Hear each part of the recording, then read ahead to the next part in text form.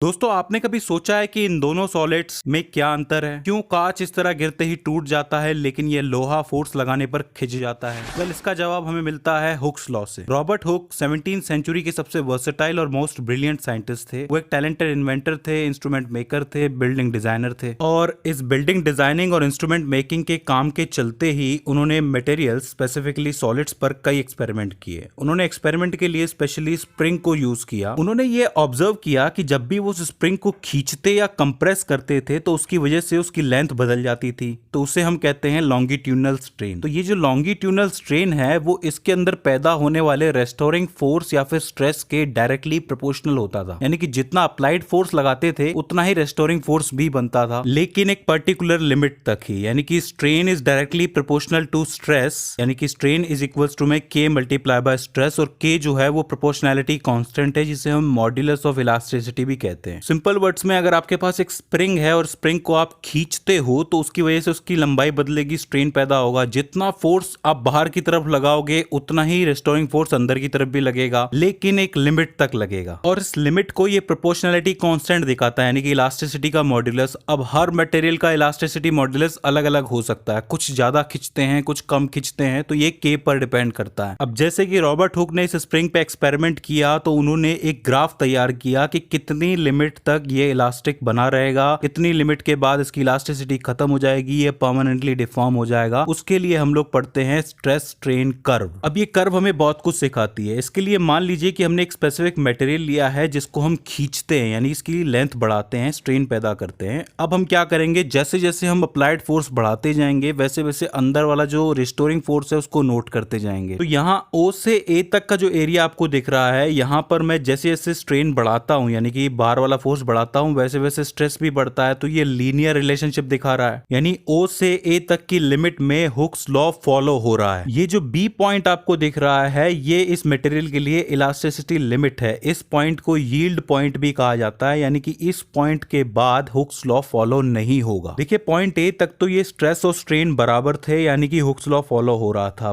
B point तक जाने तक सिर्फ आप अप्लाइड फोर्स बढ़ाओगे, स्ट्रेस नहीं बढ़ेगा। लेकिन यहाँ पे जो ऑब्जेक्ट है वापस अपनी इनिशियल पोजीशन पे आ जाएगा, क्योंकि ये इसकी लास्ट लिमिट है। B के बाद ये जो D पॉइंट है, यानी कि B से D तक के एरिया में जो स्ट्रेन बढ़ेगा लेकिन स्ट्रेस उतना नहीं बढ़ेगा। अगर आप गौर से देखेंगे कि इतना सा ही स्ट्रेस का हिस्सा है लेकिन स्ट्रेन ज्यादा बड़ा है, इसका मतलब इस B पॉइंट के बाद जो भी अप्लाइड फोर्स आप लगाएंगे उसकी वजह से ऑब्जेक्ट परमानेंटली डिफॉर्म हो जाएगा। आप देख सकते हैं एग्जांपल के लिए B और D के बीच में एक पॉइंट C दे रखा है जहां पे लिखा है परमानेंट सेट या फिर परमानेंट डिफॉर्मेशन हो जाता है इस पॉइंट C पर आने के बाद। अच्छा, इसमें एक चीज और है कि A से B वाले एरिया में मैंने कहा था कि आप अप्लाइड फोर्स तो बढ़ाते हो लेकिन स्ट्रेस नहीं बढ़ता है, तो इस एरिया में फिर भी जो ऑब्जेक्ट है वो इनिशियल पोजीशन पे वापस आ जाता है। तो इस यील्ड पॉइंट A से इस B तक के बीच में जो अंदर स्ट्रेस लगा होता है वो उसकी मैक्सिमम स्ट्रेंथ होती है, यानी कि स्ट्रेस की मैक्सिमम स्ट्रेंथ, जिसको हम यील्ड स्ट्रेंथ भी कहते हैं। इसके बाद B से D तक जो भी अप्लाइड फोर्स आप इस पे लगाओगे उसकी वजह से परमानेंट डिफॉर्मेशन या फिर प्लास्टिक डिफॉर्मेशन आएगा। अब ध्यान दीजिए कि ये जो D पॉइंट है, यहां पर आप जब पहुंच जाओगे इस पॉइंट तक ही जो ऑब्जेक्ट है वो डिफॉर्म होगा। तो इस पॉइंट को आप सॉलिड की अल्टीमेट